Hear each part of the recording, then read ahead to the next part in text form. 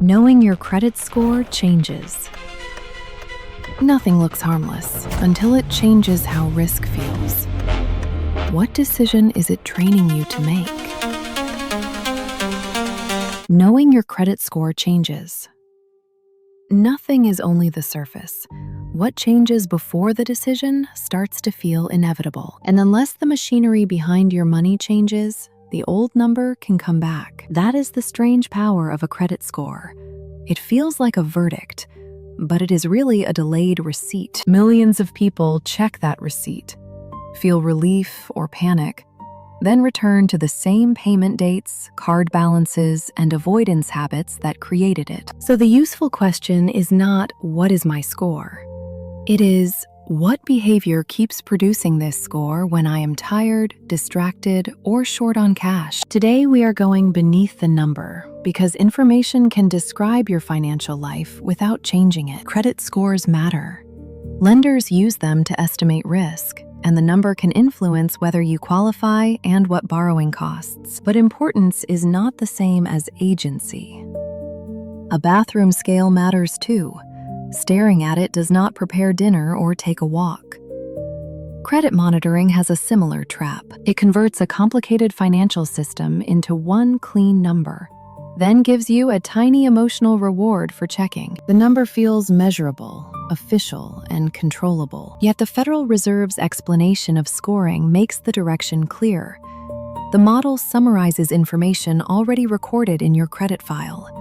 It looks backward. When a score becomes the goal, people optimize attention around the dashboard instead of changing the recurring events that feed the dashboard. Measurement is useful only when it points to a decision you can make next. This is where the knowledge-action gap appears.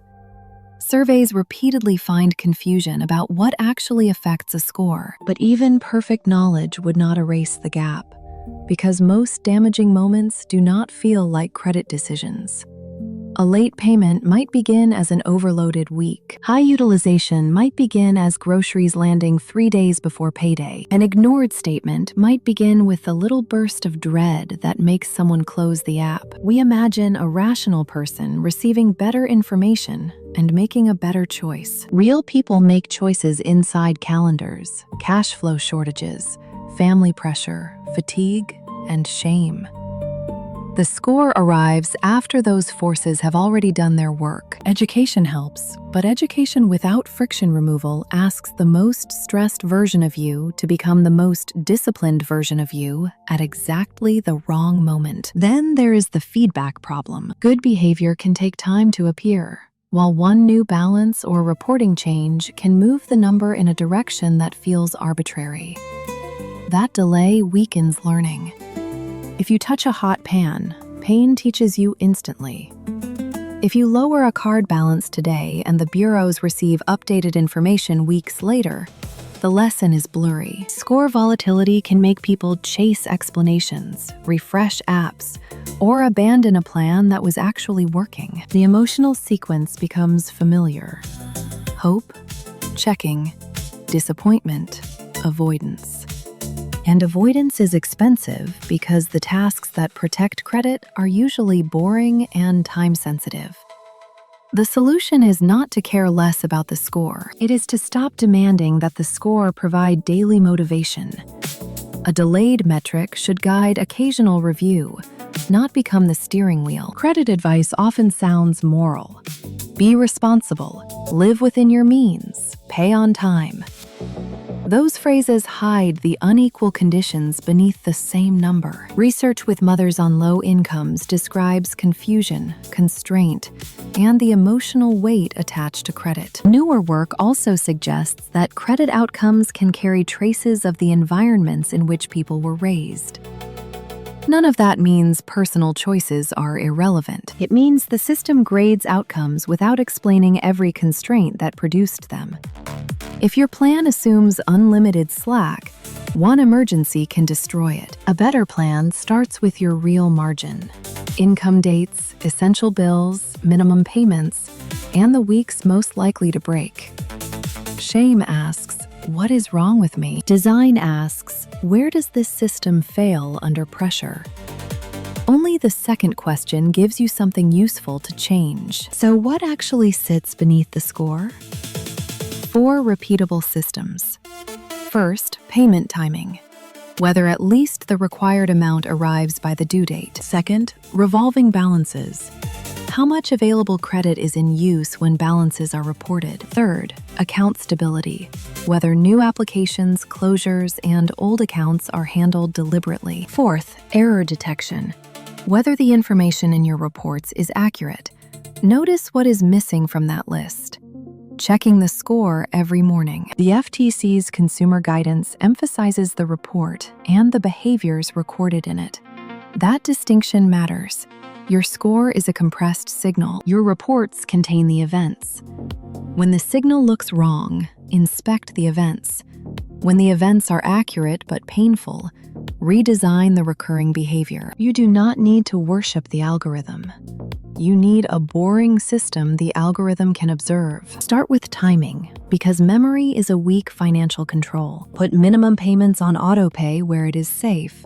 Then create a separate reminder to review the full statement. If your due date consistently collides with rent or an uneven paycheck, ask the issuer whether it can be moved. Keep a small bill buffer in the payment account if your cash flow allows it.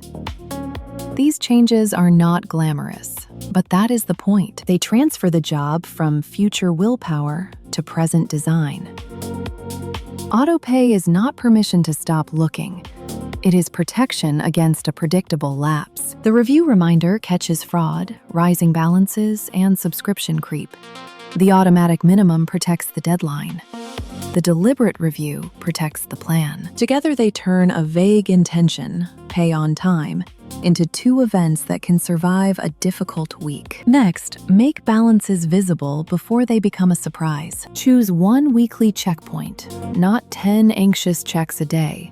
And look at card balances, upcoming essentials, and the cash available before payday. If utilization is the pressure point, build a payment rhythm around your income rather than around the Score app. That might mean a small mid-cycle payment after payday, a lower spending alert, or routing one volatile category away from the card. The objective is not to manipulate a mysterious number.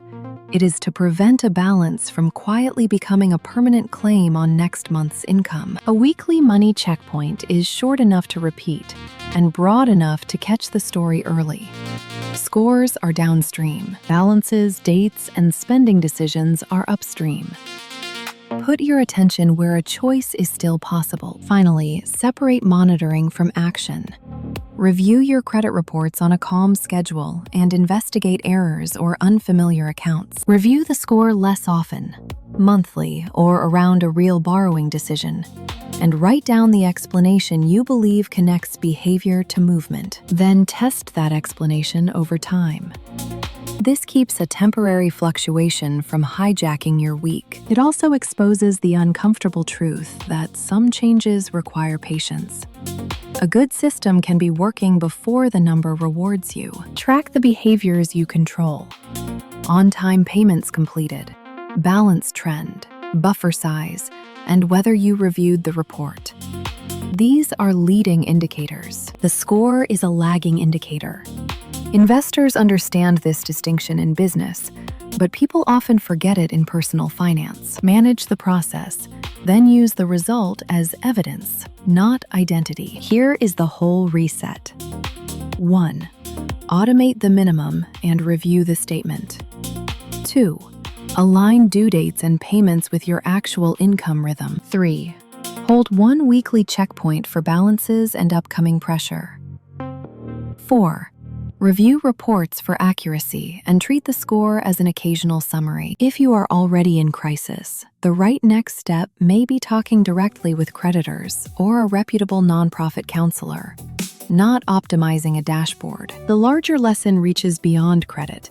Information changes behavior only when it arrives at the moment of choice and makes the better action easier. Your score cannot do that work for you, but a calendar can. An automatic payment can. A buffer can. A 15-minute weekly ritual can. The number still matters. It just does not deserve the job of running your financial life.